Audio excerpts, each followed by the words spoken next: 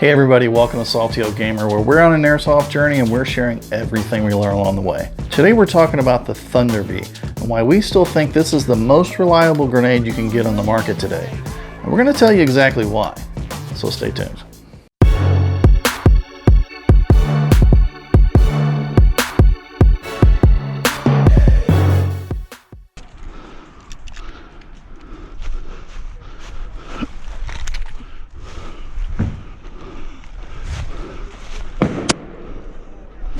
All right, so let's talk about Thunder Bees.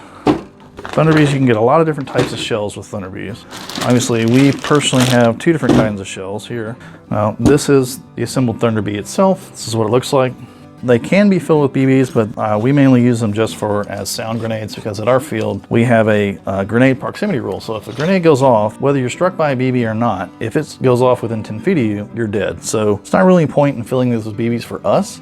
We just use them as sound grenades. So you've got a couple different types of shells. You got these that say sound flash on them. You have these pineapple grenades, which we like. You can get dumbbell grenades, you can get flashbangs, and there actually is a tripwire version as well. So this is your core system, and this is about 20 bucks. So just the core system alone is 20 bucks. And it comes with this spoon mechanism, a couple of different pins, and then the cylinder that the CO2 cartridge goes into. And the way that this works is that there's actually a hammer. You use the pin, there's a little hole in the top of the hammer that you can leverage the hammer back, and it is quite hard. And then when you hold it there, you're gonna use your pin to put it in and hold it in place.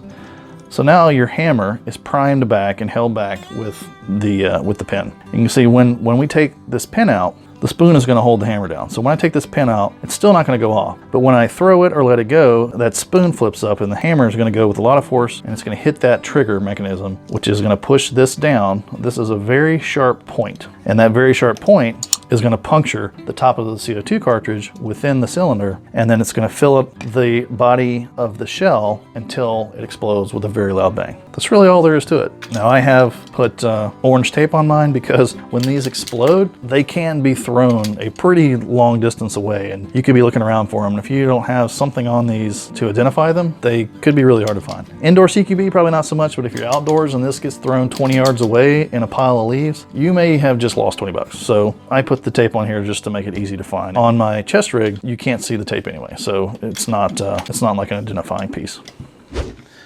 You know, we recently made a video about why the Airsoft Innovations Burst XL grenade was probably the best value impact grenade out there on the market today. And that's still true. It is absolutely the best value. They are super durable. They're made of metal. They fill up with green gas and burst this little cello disc that is infinitely replaceable, and they're infinitely reusable.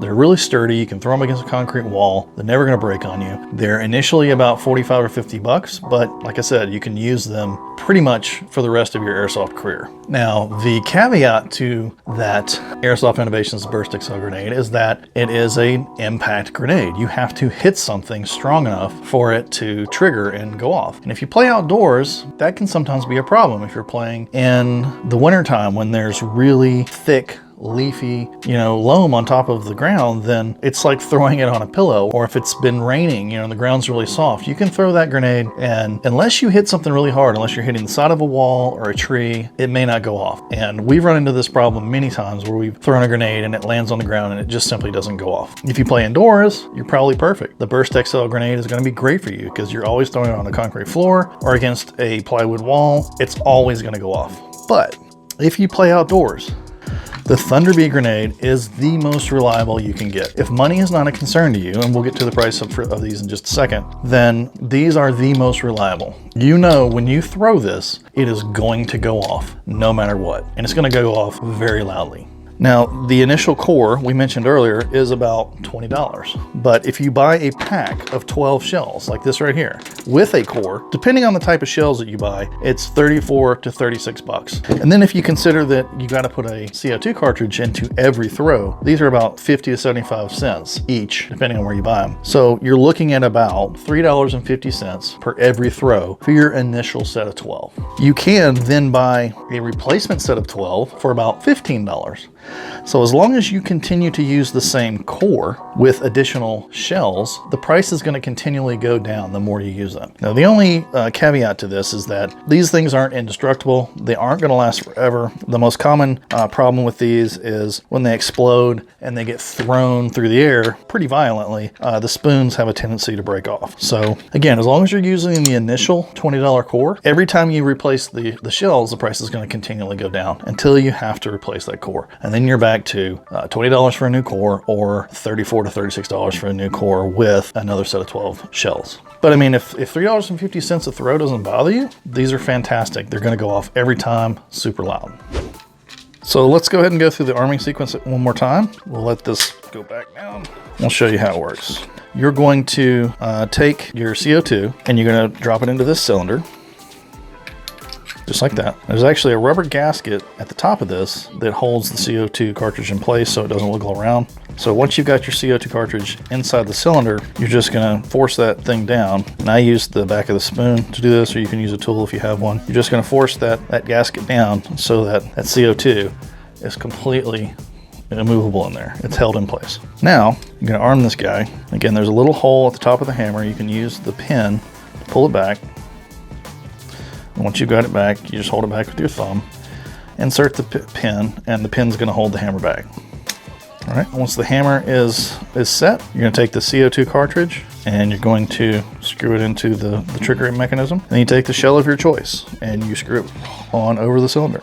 And we'll go see how this performs in just a second. But one thing I have noticed that we'll add here is the pineapple shells seem to be the most reliable. I know no matter what, these are always going to go off, and they seem to go off relatively quickly. So if I throw this with a pineapple shell, usually within about 3 seconds. So if I throw it and go 1, 2, 3, it's going to pop on 3.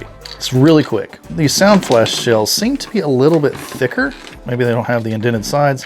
I don't know why, but suffice to say, the sound flash shells seem to take a bit longer to blow up. I have actually had one of these sound flash shells take as long as 10 seconds to blow. So if you're throwing that into a room and somebody sees it and you're giving them 10 seconds to get out of the way, that's like an infinite amount of time for somebody to get away from a grenade. So we like the pineapple shells simply because we know they're always going to go off, and they go off very quickly. Now, if you're making a long throw, maybe you want that extended time. It's all depending on your preferences. All right, so let's go see how this does. All right, so here we go. So this is actually a pretty good test because it's been raining and the ground is quite wet, and we're going to throw it into this soft grass right here, and an impact grenade would simply never go off right here. So we're going to pull the pin on the Thunder Bee CO2 grenade, and we'll see how it goes. All right, pin is out.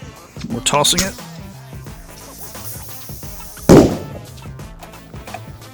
There you go. All right, so there you go, guys. As you can see, these guys are they're really loud. They're really reliable. They're always going to go off. And that's pretty much all there is to it. Then you just rearm, refill, and reshell, and you're good to go for another throw. So guys, thanks for hanging with us while we went over the Thunder Bee CO2 grenade. And if you're not already, definitely join us on our airsoft journey by hitting that subscribe button, and we'll see you next time.